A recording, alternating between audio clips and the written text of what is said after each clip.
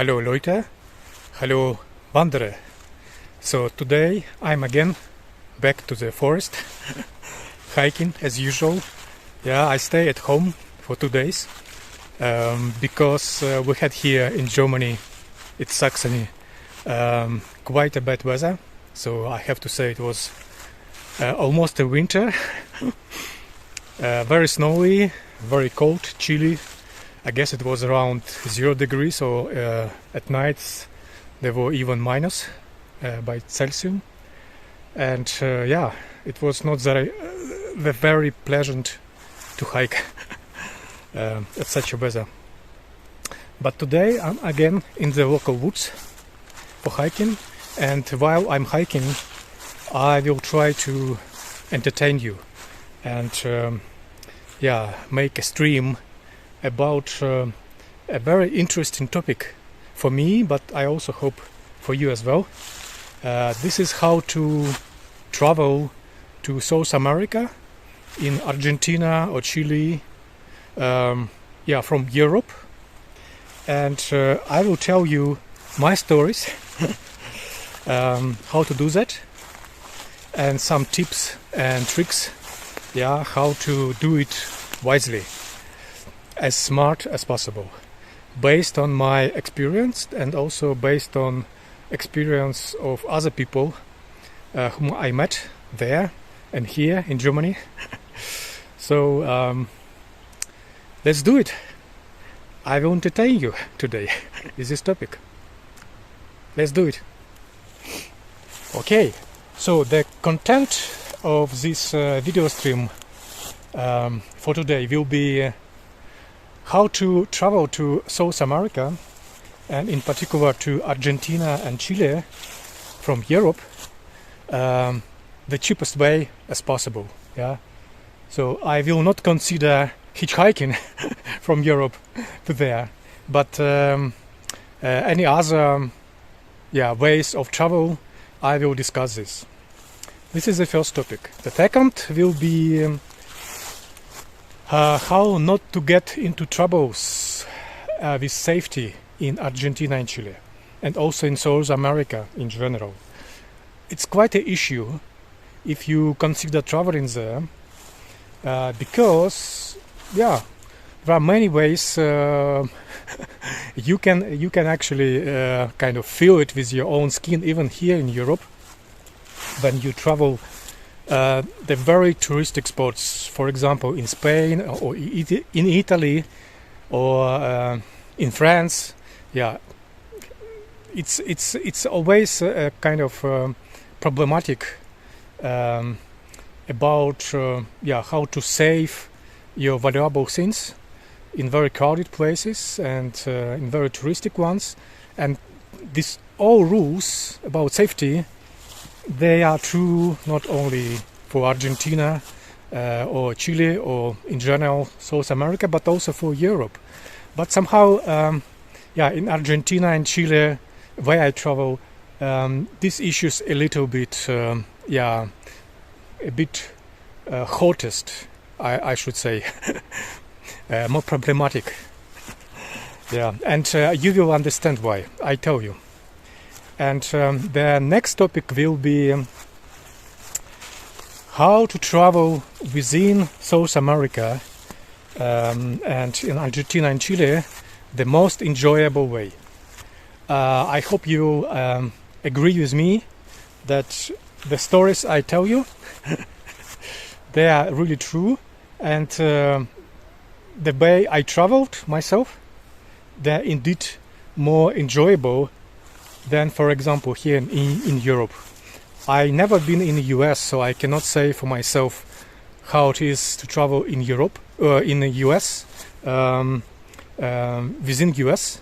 Yeah, but in Europe I travel almost everywhere, and from my expertise level I can surely say that I enjoyed more traveling in Argentina and Chile within these countries. So, and then the next topic will be what you can see in those countries. Yeah, the spots which I really liked the most, and I tell you a bit about Peninsula Valdez. It's kind of region in Patagonia, at the beginning of Patagonia, at the north part of Patagonia, where you can see yourself a lot of nature, a lot of wildlife, and you can see how, if you are lucky, of course, you can see how killer whales, orcas, they hunt on sea lions pups while beaching or stranding themselves. So it's very unique techniques, hunting techniques there, and to my knowledge you cannot see it anywhere else, such techniques, but only in Peninsula Valdez and special areas there. I tell you a bit about that. Also, I will tell you where you can see penguins in Patagonia, standing in a pure desert.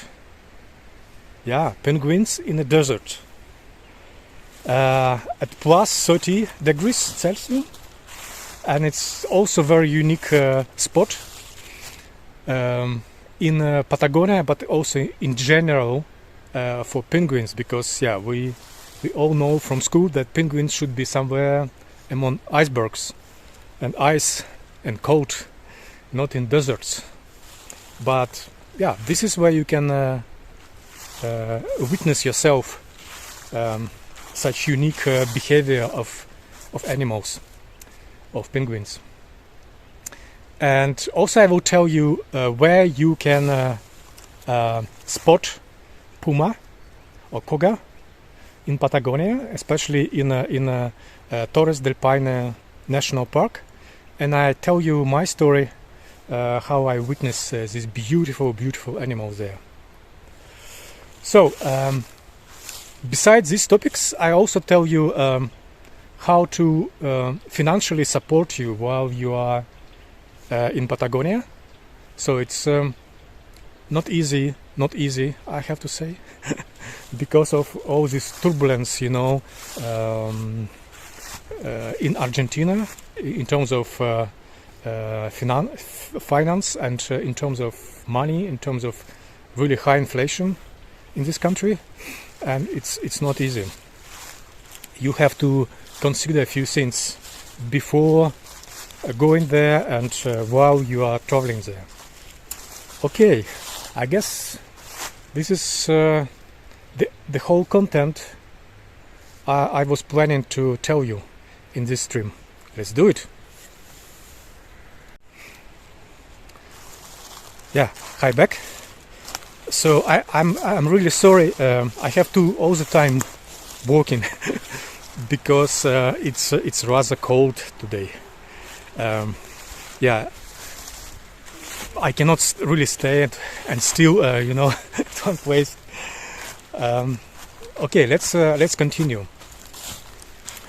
How to travel to South America and Argentina the cheapest way as possible. So when I travel myself, it was before COVID. I used a direct flight from Germany, from Frankfurt on Main, and it costed me almost €1,000 one way. Very expensive. But that time I was not freelancing, I was employed, and I didn't really consider kind of how to save money while traveling. For me it was the most important how quickly go there, and because I was in South America for the first time there, I didn't know much about how to do that the smartest way as possible or cheapest ways as possible. So I took this direct flight from Frankfurt one way, and I didn't book my flight back because I didn't know exactly when I'm planning to come back to Germany. Because I was free of time, and I could come anytime I wanted, so I was not restricted with time that time. And it in total it was almost 2,000 with return. And if you look now, the prices for Frankfurt to fly to Buenos Aires is nearly the same. It's roughly this price remains. And why is it so? Because Frankfurt on my airport is very costly. It's huge. It's enormous. There's a lot of services, a lot of connections, and service price for air companies, they're very high there, and therefore tickets are very costly. So my first tip, not to fly from from Frankfurt, but rather, for example, from Berlin, and not direct flights. Take some stops over, it will be cheaper for you. For example, if you do it from Madrid, it will cost you roughly around 500 one way. And to fly from Berlin to Madrid, I guess it could be as cheap as 50 euro or even less in rush hours, with some discounts. So in total, you can get to Buenos Aires around 500 plus, plus minus, one way. But if you book your flights with return, so it will be even cheaper. So it will be something around 400, one way. So both ways 800, so below 1,000 for sure. And also from Berlin, if you stop over in Madrid or Barcelona in Spain. In general, flying to South America, especially to Argentina or Chile, is cheaper from Madrid, from Spain, because these countries have historical connections, economically, family-wise, people tend to move all the time, forth and back, because they have a lot of relatives living in both countries, and therefore, air companies, they have a lot of offers there, and because of offers, the prices for the flights, they are cheaper than from other countries like Germany or anywhere, Denmark or France. So this is my second tip. Fly from Madrid, and to Madrid you can get from Europe also quite cheap with a bus, if you like traveling with a bus. Okay,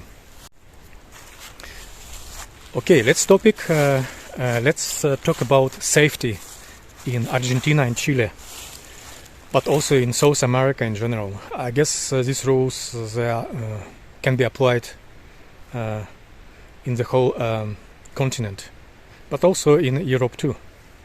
Don't think that the difference is very huge in terms of safety for Argentina and Chile, for example, and Europe. There are some issues you have to consider more, but in general they are kind of relatively similar.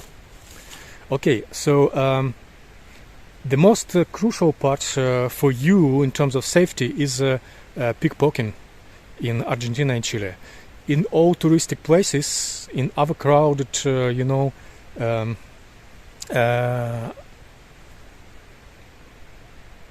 sightseeings, tourist attractions, nature reserves, where a lot of tourists and local people, especially in transportation hubs like train stations, like bus stations.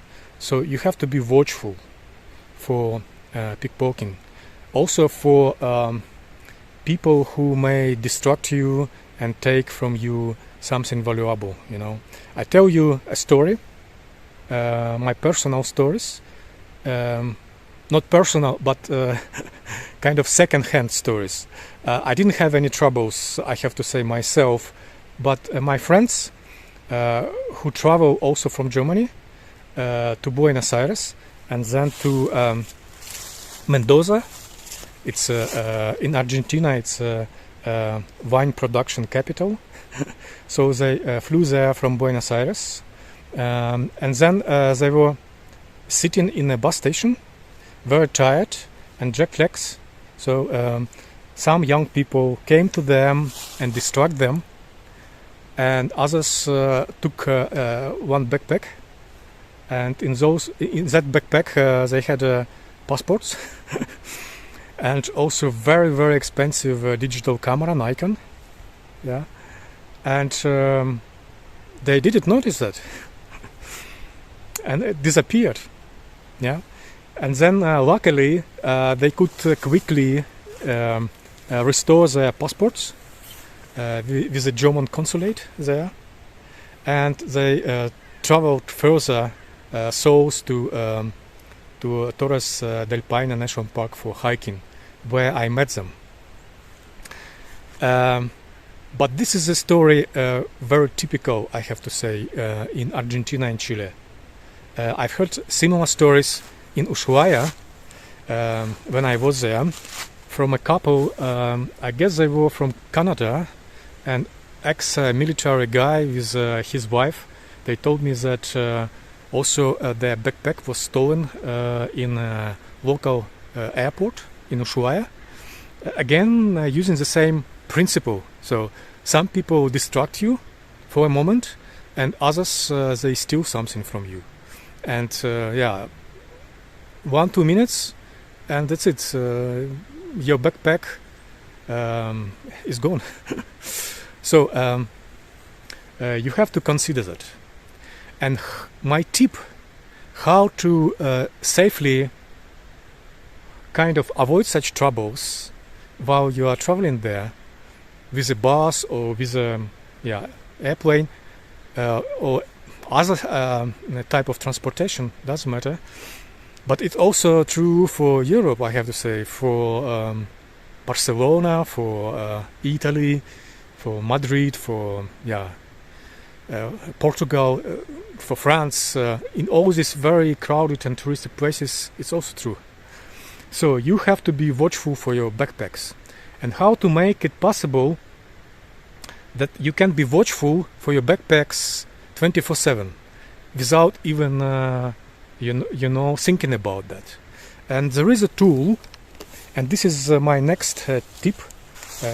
If you say life hack, there is a tool which is called back tracker or back tag. So it's an electronic device which works with Bluetooth and make a connection with your smartphone or computer via Bluetooth, and it can signal you via zipping or with a sound alarm that your backpack, for example, is starting to move away from you more than, let's say, 3 meters or 5 meters from you. And I found this is very useful, for example, when you are traveling with a bus. When I travel with the bus, I was always kind of nervous a little bit when bus was stopping in the night in a kind of very dim lit places with a lot of people coming in and out, and you never know whether your backpack is safe in this in this luggage section in the bus, because it can be taken intentionally, or by mistake, because it's very dark and your backpack may be kind of similar to other backpacks, in a dark conditions, and people can take it just by mistake. but intentionally too. You never know. And such a electronically tagging your backpack while you are sitting in the bus, it's kind of solution for that. So you can be alarmed when your backpack is starting to move. And also in airports, and also in bus stations, as I told you before, this is this terrible situation where my friends witnessed these troubles. For them it was really shock.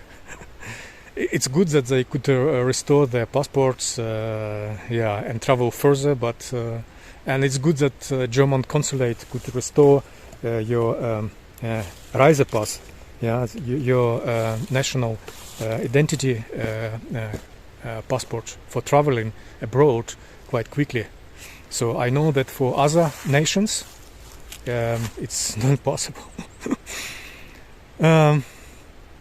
Okay, this is about safety, while you're traveling in Patagonia and South America.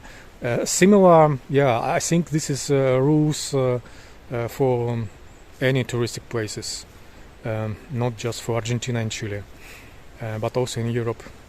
You can buy these electronic devices, these backpacks, at Amazon. They cost not very high, so maybe around 20-30 euro, up to 50.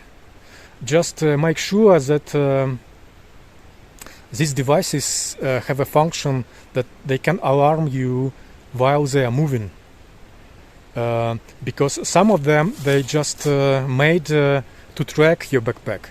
If your backpack is stolen, so via Wi-Fi connections in the city, they can kind of notify you where your backpack is with accuracy, probably something like 5-10 meters,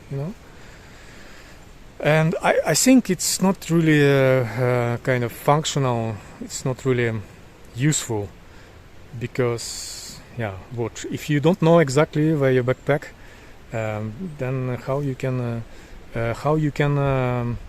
return it, even with the police. And I guess they are more useful for track your pets, to track your dogs or cats, and this is really helpful, where you can, with accuracy of 5 to 10 meters, you can say where is your beloved pet. This is fine. This is good. Okay, this is about safety. Okay, next topic and next tips from me while you are traveling in Patagonia will be the way you travel, the most enjoyable, really most enjoyable way how you can travel in Patagonia and through Patagonia. So I tell you my experience, because I'm living in Germany and I travel a lot here, within Germany and also outside, and I have to tell you that I could not expect such a comfy way how you can travel in Argentina and Chile. Really, when I came to Buenos Aires and took a bus, I was really shocked, positively shocked, because the bus looked outside similar to our buses here in Germany, but inside it was like first class in Emirates airline. I tell you why. Because in long distance buses in Argentina and Chile, but also in other countries in South America, not all, but in many countries it's also true, all long distance buses, they are more comfortable inside. They used to be made in a way that you can sleep there. They're like a sleeping bus, And in Argentina and Chile, they are divided in two classes. One class, it's semi-cama.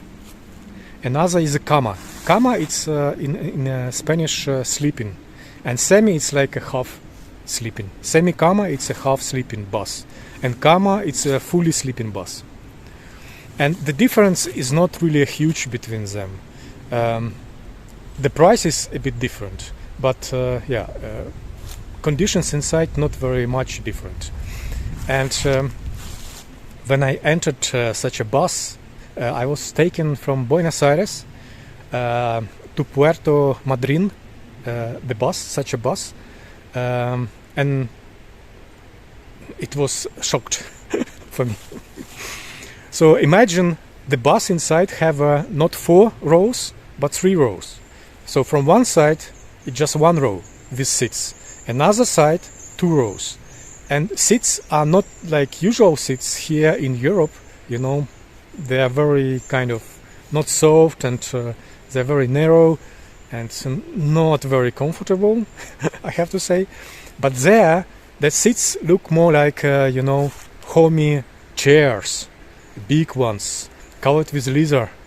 You know, they're very softy and they are much wider than the usual ones. And you feel like you're at home watching your TV. And you have special support for your legs. And why they are semi-cama and cama? Because you can incline these seats almost horizontally. Yeah. And semi-cama, it's like almost horizontally. And cama, it's fully horizontally. So you can sleep like in real bed in a bus. And this is not only one difference. I have to move because it's cold. It's not only one difference between bus system here in Europe and there, but also the service is different. And the service in such a bus, is like in airplane, in long distance airplanes here in Europe, because they feed you, really, they feed you like in airplane. So they not only feed you with a hot meal, but also they give you all the time, all your journey, Argentinian wine. Can you imagine? You travel from Buenos Aires to Ushuaia, something around maybe 2 days and a half, with a few stops to change your bus, and all the time you drink wine. They also give you tea and coffee and some other drinks, all the way. And also the food they give you, it's a very good one. So it's like airplane. They have dishes. They stop somewhere nearby restaurants. They take all this hot meal into the bus. They distribute it. You eat it. It's like rice, meat, vegetables, And then they take off all your dishes back to restaurant, and then they continue to the journey further. And some kind of breakfasts with the sweets, they don't stop. They just have a buffet within such a bus, and also they have toilets in the bus. But it's like in Europe. And it's very enjoyable. You can travel all the time like that. So why I said it's the most enjoyable, it's not because they also feed you, but also to travel 2-3 days like that. And I travel all the Patagonia, forth and back, 3,000 kilometers one way with a bus. Then you don't feel that your back is hurting you because you are sitting very comfortably, and you are sleeping also like in a couchette, like in softy couchette, in softy bed during the night. So it's very good. And also why it's more enjoyable than other ways, like for example with airplanes, which you also can take from Buenos Aires to Ushuaia. Its flight is something like about I guess 4 hours or so, and it's not very expensive. It's around maybe 100 something euro one way. Yeah, it's a cheaper than the bus, I have to say. If you compare such a direct flight from Buenos Aires to Ushuaia and such semi-Kama or Kama buses for 2.5 days, the same way. So the bus will cost you maybe around 200 something euro, and airplane, as I said, will be 100 something euro one way. But with the bus, you see more. Really, you see the country, and you can talk with the people around you, and you can improve your Spanish, Argentinian Spanish, and also you can improve other languages because it's very touristic. A lot of people, a lot of tourists take a bus, and this is good, and you can see the nature around, not just sky and clouds. So this is my tip regarding traveling in Argentina and Chile. And the buses which like day buses, day trip buses, they are similar like here in Europe. So they don't have any service with the food, and the seats are like here in Europe, so you cannot sleep, and they're like normal. Nothing special. So, but only long distance buses, very, very comfy and very unexpectedly enjoyable compared to Europe, you know, it's Central Europe. Okay, that's my tip. So the next story I tell you what you can see in Patagonia. So I went specifically to Argentina and Chile to hike in certain national parks there, and also to see nature and wildlife. And why I took the bus from Buenos Aires to Puerto Madryn, because I told you before, near Puerto Madryn there is a Peninsula Valde nature reserve, and I wanted to see those penguins standing in desert. It's called Punta Tombo, and it's just like maybe an hour something drive with a bus or with a car to this nature reserve with Magellanic penguins. But also you can take a tour to Peninsula Valdes nature reserve. It's also not that far, a few hours drive with a tour bus, and they show you everything. But also in Peninsula Valdes you can stay there overnight if you want. There are places, hotels and hosteria, hostels, even camping sites where you can night in this nature reserve and see the local wildlife. People used to go there to see in nature whales, you know, and also sea lions, big colonies of sea lions, and elephant seals there. But also, if you are lucky, as I told you before, you can see this very unique hunting techniques of orca while beaching. So when they almost get out of the water on a beach to catch sea lion pup, you know, because they are small and they are not very fast moving away from the orca, and then orca waits for next wave to get back to the sea with a few kind of attempts, and sometimes it's very difficult. So they really risk their lives for such techniques. And orca, adult orcas who can hunt and use such techniques, they teach younger orcas, you know, how to do that, and they bypass such knowledge of hunting in their generations, just in their pod, just in their family. So other pods around, they may not know how to hunt by using such techniques, because they don't have a knowledge, and this knowledge is not transferable, easy from pot to pot. So they try to keep kind of secret how to hunt it. And as I know, in this Peninsula Valdez, local guides told us that only one big family of orca, they know how to hunt such way, but not others. So this is what you can see in around Peninsula Valdez, near Puerto Madryn. I stayed there something like a week in the local camping site outside of the city. It was very enjoyable, and it was very cheap, I have to say.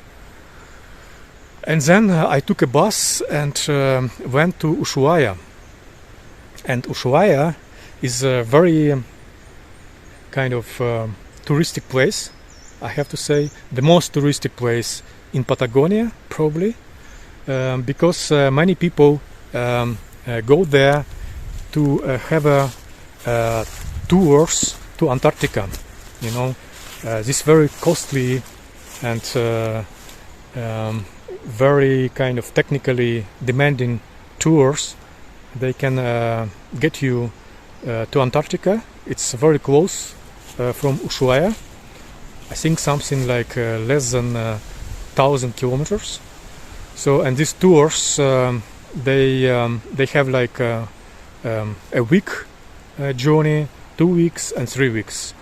And based on that, you can watch more or less Antarctica peninsulas and Antarctica wildlife and so on.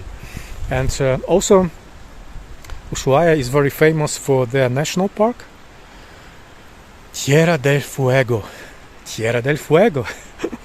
It's like a land of fire. And for me it was the most important to hike there. I kind of heard a lot about this place, and for me it was the most crucial to hike there as most as I could, and I went in March, at the beginning of March there, and to me personally there are many kind of stories while this land is the land of fire, Tierra del Fuego, because it's also not only national park Tierra del Fuego, but also a province in Argentina, Tierra del Fuego. And why it's the land of fire? So there are some stories you can read that in internet, but for me personally, what I discovered is that if you go there in autumn, in South Hemisphere autumn, it's like March, April, there you will see all the forests will be very reddish. Will be like in fire. Why is that so? Because they have a lenga forests, and the leaves they become very, very reddish, not just yellowish or orange like here in Europe.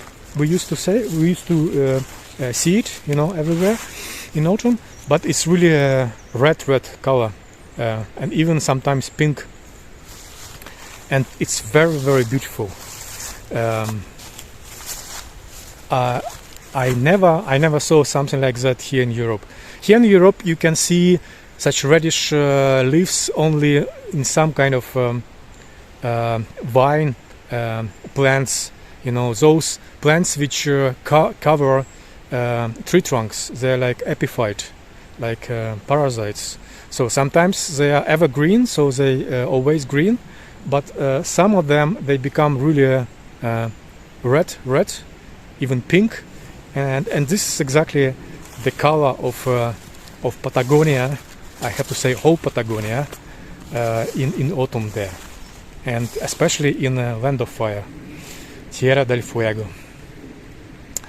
And another touristic spot in Ushuaia is Big O Channel. So you can take a tour to see local wildlife, a lot of seals, penguins, all this stuff, it's just the whole channel, and it's quite enjoyable. It's not very costly. Day tour will cost you something around €100, I guess, not more. And this is what you can see and witness yourself in this the southernmost city in the world, Ushuaia, Tierra del Fuego. Okay, and then after Ushuaia, I took a bus and drove to Chile to hike in Torres del Paine National Park. And yeah, it's I have to say, probably, like internet says, it's the most hikeable place, forest, mountains in South America, and the most hikeable national park there. And I have to say, yes, it's true, because yeah, it's very touristic. To hike there, you have to book your stay within national park probably in very advance. Some say you have to book your hikes there something like a month or 2 months in advance, because otherwise it will be everything overbooked. But in my experience, I didn't book that, because when I went there, I didn't know that that it's actually quite popular.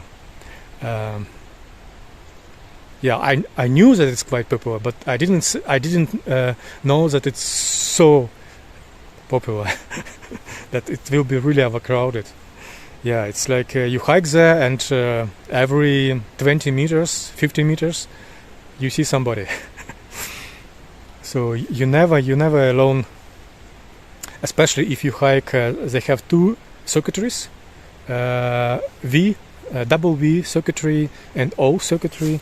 And if you take this double V circuitry, it will be really overcrowded. O circuitry is more demanding, for hiking, and therefore much less people take this route to hike there. But for me, I just came there. I came from Ushuaia to Punta Arenas, and then I took another bus to go from Punta Arenas to Puerto Natales.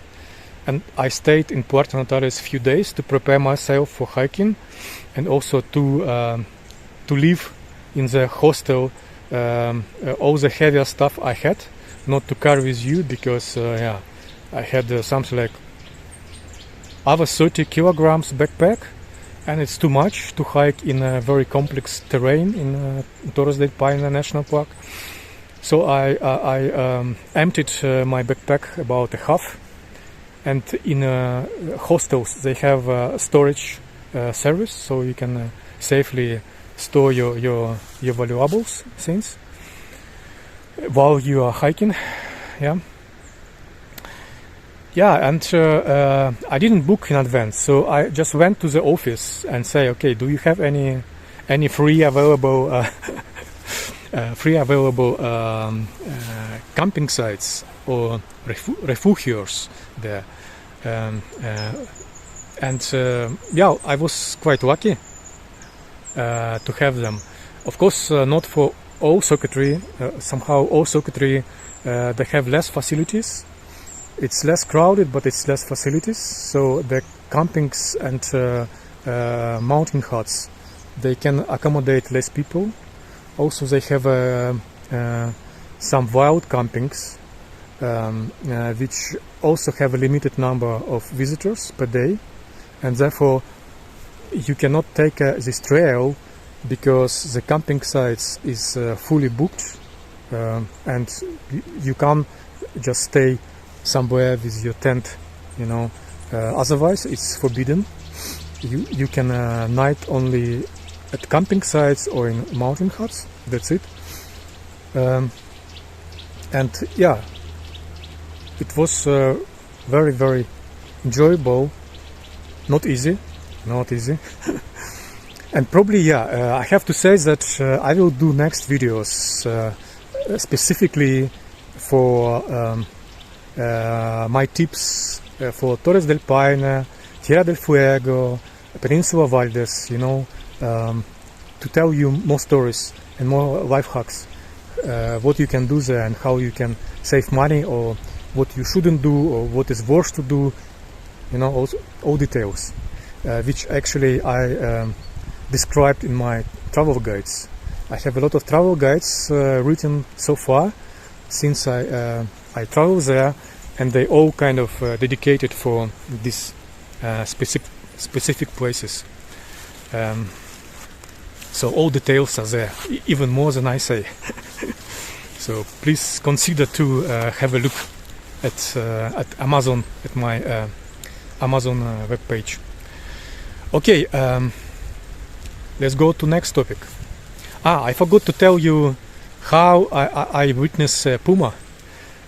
So I was in Torres del Paine National Park, and at some camping site, I won't tell you at which, because not to make this camping site overcrowded. People will be there, just to witness pumas. But in general, you can witness puma in Torres del Paine basically any place, at any camping sites, any refugios or any hosteliers, because this national park protects them, and therefore they have there in big numbers. I know that a few years ago there were more like 100 pairs, not 100 pairs, wait, in total 100 pumas, so probably something like 50 pairs, in this national park. But it could be more so far, because a few years already since then, and had passed, and these animals, these beautiful animals, they are protected there, and therefore they kind of all the time they increase in numbers, and they get used to humans, so they are not afraid of humans, and they can come to you very closely, as with myself. So I was sleeping in the tent in one camping site, and in a very, very early morning, around 5 a.m., I started to hear people around crying out like, "Puma, puma, look at this puma." So I went out instantly from my tent, and it was a very big cougar. I would say it was a female, and she took some animal. So in Patagonia you have everywhere like wild fox, either gray fox or red fox. They look like dogs with long legs, and either pale in color or they reddish in color, and they're really in big numbers there. And they also are not afraid of humans. They also can be witnessed just within your camping site. And such a puma, she really hunted such a fox, younger ones, not experienced yet for safety, and instantly disappeared in the mountains. So it was very quickly. And then she appeared on the top of on the mountain, which was nearby the camping site, at a distance, and it was really a kind of wow. Probably such a scene you can see only in National Geographic movies, and it was a once in a life experience to see this, how it happens. And I know by other people telling the stories that other hikers, that they could see pumas really 10 meters from them while they are hiking, or they were with the cars, and pumas were laying nearby the road, watching people and watching cars going by and so forth. So it's quite easy to witness puma here.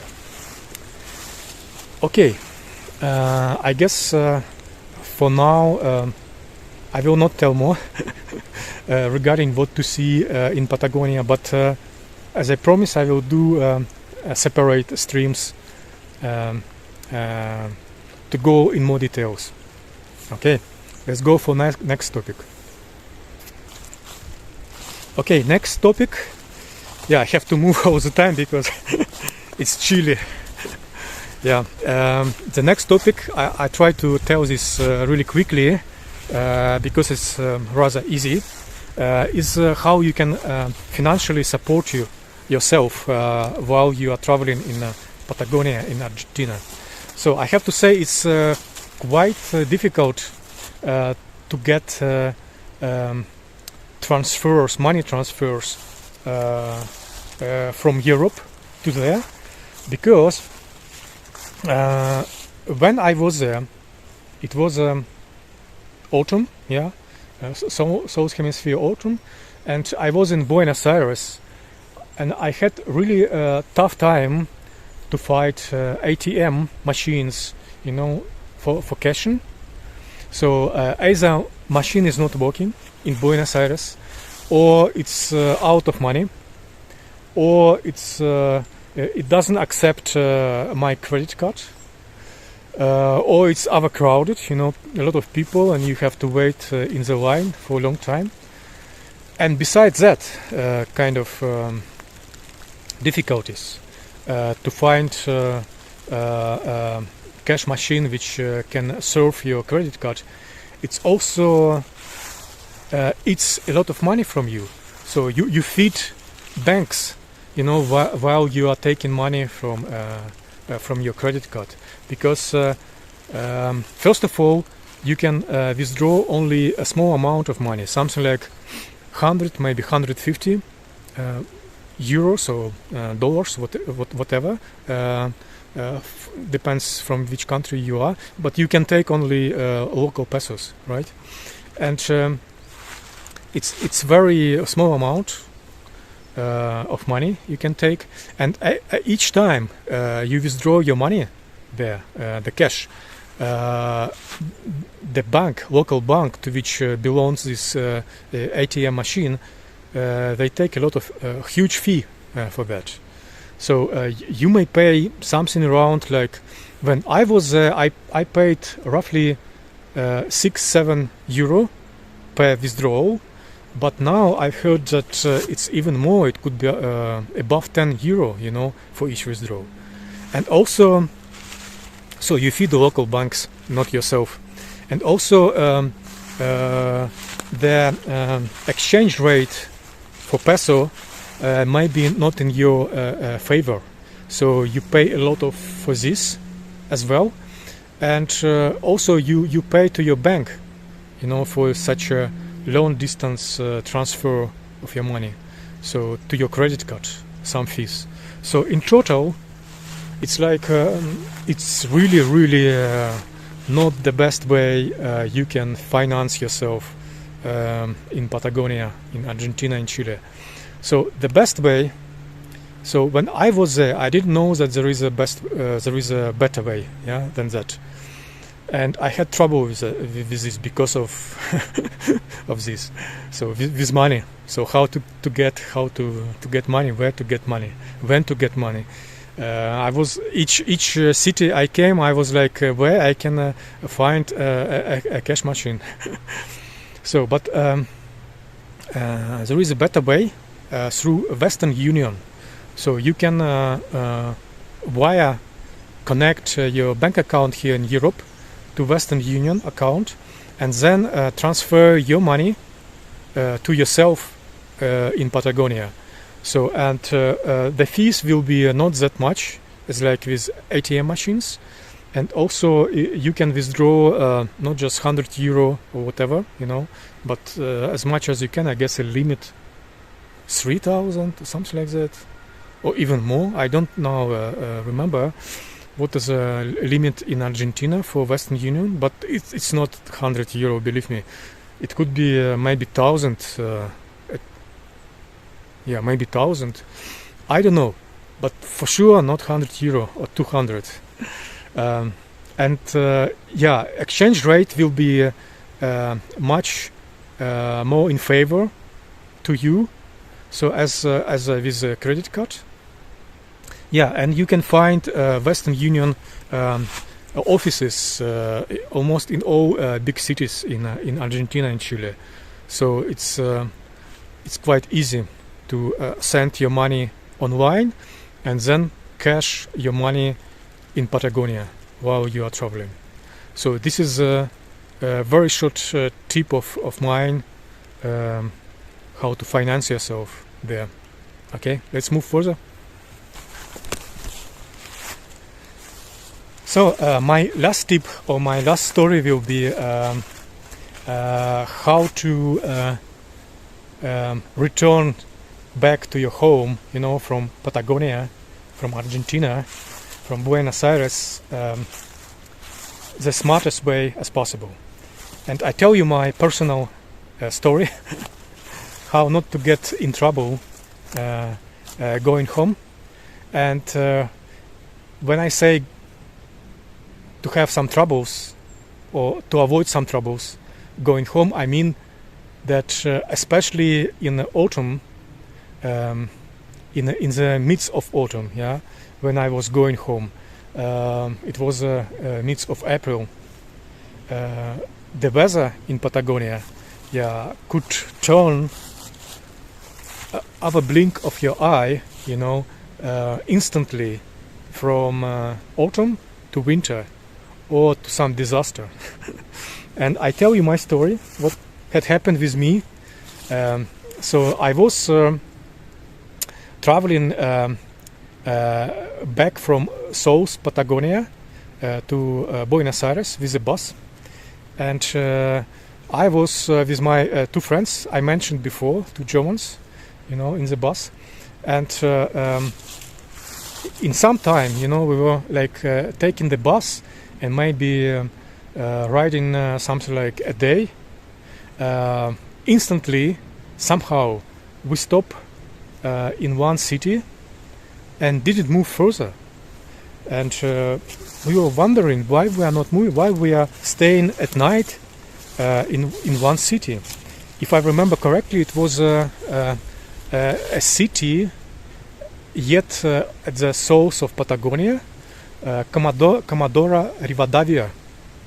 And we stopped there just because the road further to Buenos Aires was destroyed, was overflooded. Because in the midst of April, it was so rainy, already there. And for many weeks,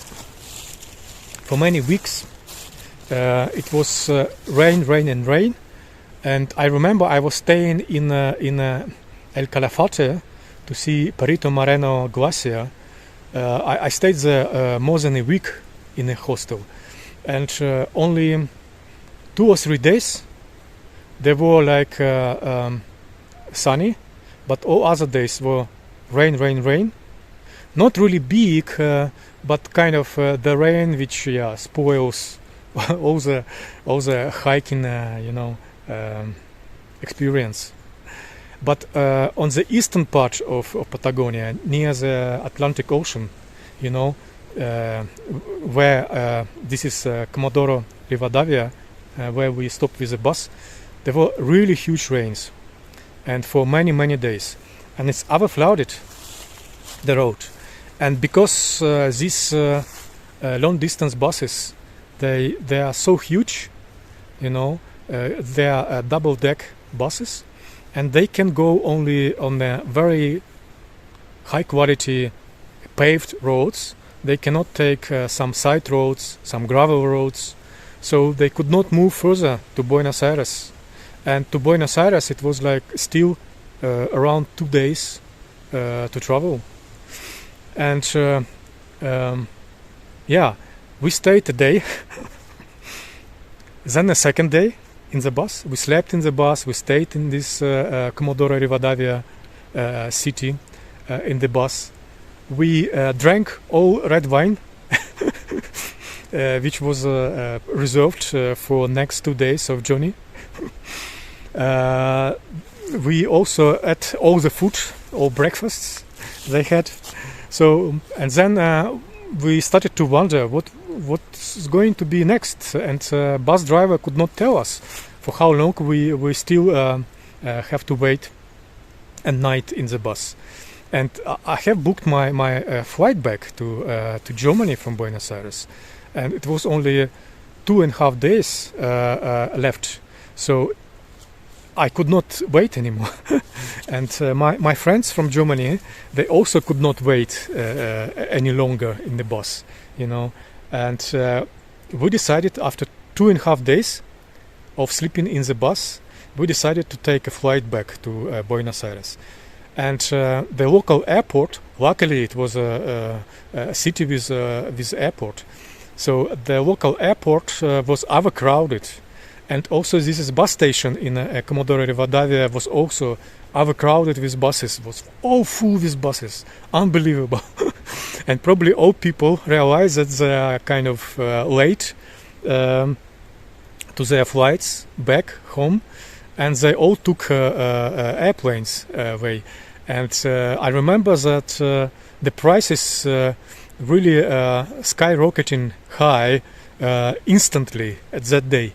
So we paid double price to get home to Buenos Aires, to our hostels there, and not to be late for our long distance flights.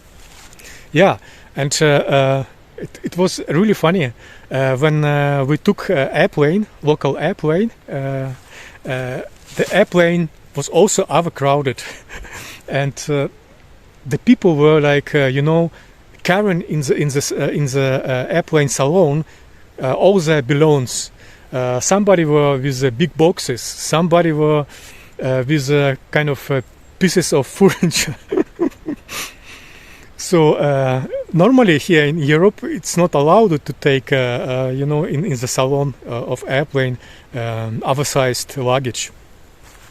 But there, maybe it's because of this nature disaster, and everybody was trying to escape as quick as possible from this disaster.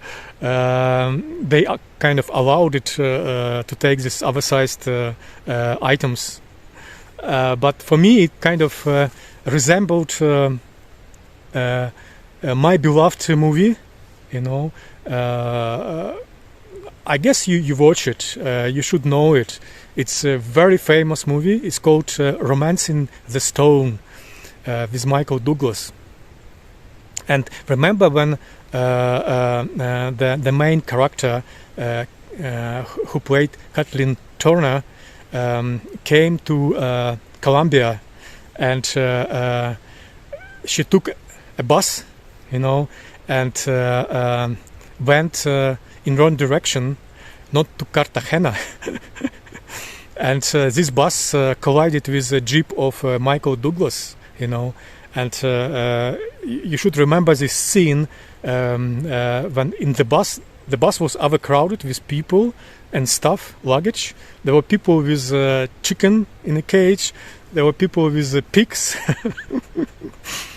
And remember this famous call of that she took her own bus, terrible. Danny DeVito. She took her own bus, terrible. Yeah. And this is exactly how I felt myself in that airplane, so overcrowded with local people and also tourists. Yeah, this is my final kind of funny story to tell you my experience how to travel in Patagonia and what to see, how to save money, how to save time. Yeah, because you travel smart, and how to be out of troubles, how to finance yourself, what to see, kind of overview in general. Of course, I will do it more videos about my beloved Patagonia. I will go there next time for sure. This is a place where you can go every 5 hours. um, it's so pleasant. Nature unbelievable beautiful. Everything is different. Plants, animals. Yeah. Argentinian people are very, very warm, in character. They are very kind.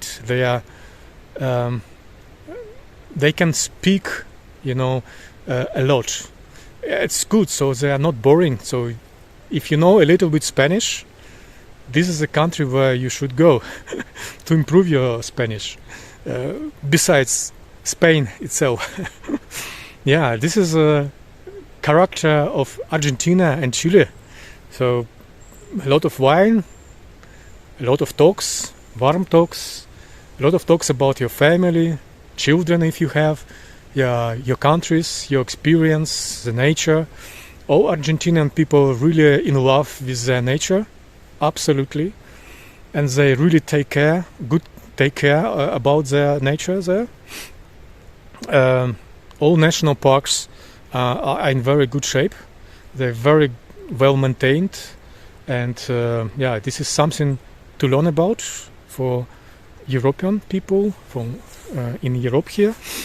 I also will tell you this as well. So and read my books, my travel guides about Patagonia, and travel there. If you have questions, please ask. I gladly will go in details and even more in details than today. And if you have a quick answer, just read my book. I try to put in the book as much information as possible. Everything. So from wildlife, where to watch, how much it will cost you to go in different national parks, national reserves. So to what conditions you have to be prepared, where to stay, where accommodate yourself during nights, how it's safe in camping sites, in hostels, how much you have to pay for the bus and so on, so on. All these details in my books. Okay, till next time, and take care yourself, and hike in nature. Yeah, be better. Till next time.